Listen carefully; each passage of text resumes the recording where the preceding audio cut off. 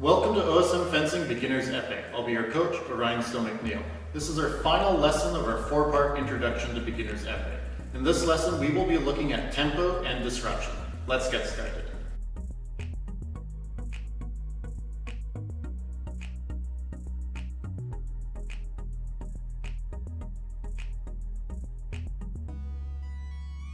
Tempo and disruption are two dynamic aspects of a fencer's technique at play and about. Now, we don't have time to talk about everything that relates to tempo and disruption, but I'm going to touch on it just a little bit before we get started. Now, with tempo really refers to the speed of an action, whether that's your footwork or your blade work. In this lesson, we're going to be focusing on tempo as it relates to your footwork. Disruption, on the other hand, can refer to a multitude of different actions, whether that is, again, something related to your footwork, being disruptive towards your opponent. It could be feints to try and draw in attacks and then take advantage of openings that might develop from that, or it can be actions against the blade as opposed to the target itself. In this lesson, referring to disruption, we're going to be looking at how you can apply that as attacks on the blade as opposed to the target.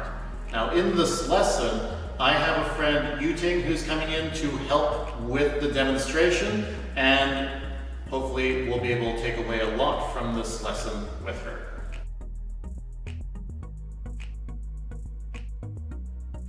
The first thing we're going to be looking at is tempo. Now, as I already mentioned before, tempo refers to the speed in which you are executing an action.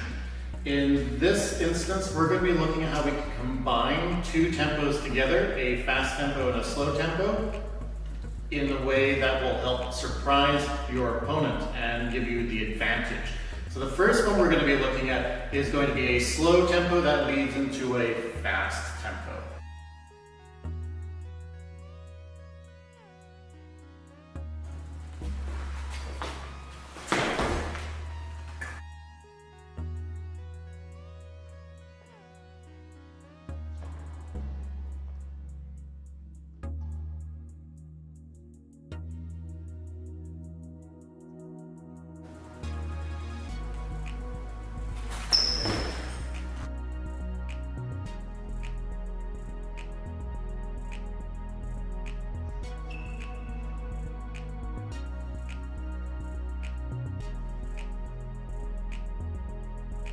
The next tempo combination we're going to look at is going to be one that leads from a fast tempo to a slow tempo. So this means you're looking at a very quick preparation, but a slow execution as a way of surprising and taking your opponent off guard.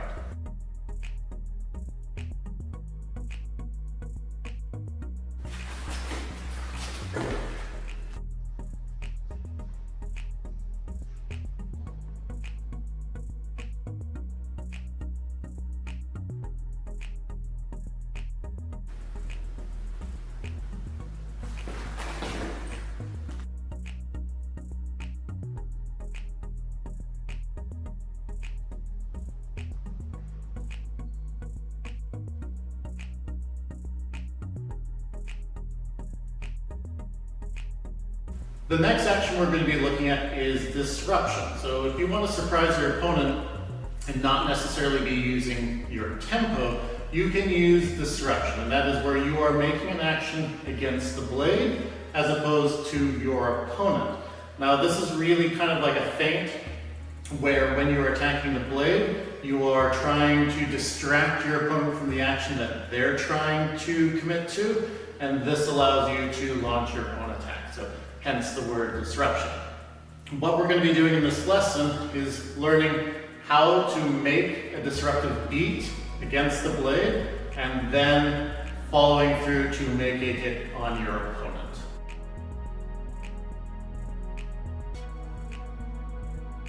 First thing we need to identify is where on the blade we need to engage to make a proper disruptive beat attack. Now, you don't want to do it with the fork of your blade. This is what you're doing when you're making a parry. We're not trying to make a parry. We're just trying to be disruptive.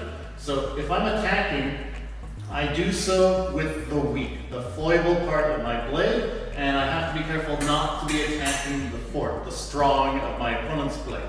So when I make my disruptive beat attack, I am going to be using the foible against the foible. So the weak against the weak. I'll just make an aggressive hit against the blade. It moves the blade out of the way.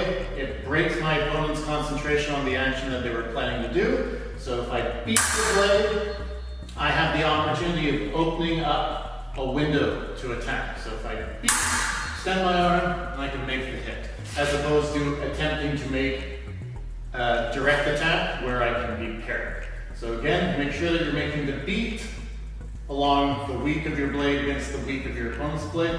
Don't take it with your fork, because you won't be able to do it very effectively. It won't be very disruptive. Your opponent will see it. Remember, you're doing deep parries. You want to make them shallow. So you're just using your wrists and fingers, and aggressive beat just like that.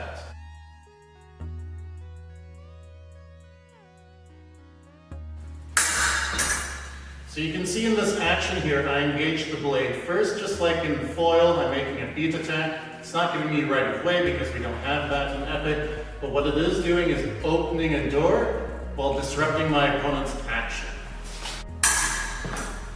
So in this case, you'll see I'm being attacked on the foible of my blade, followed by a direct attack. So this is a good disruptive beat attack on my blade.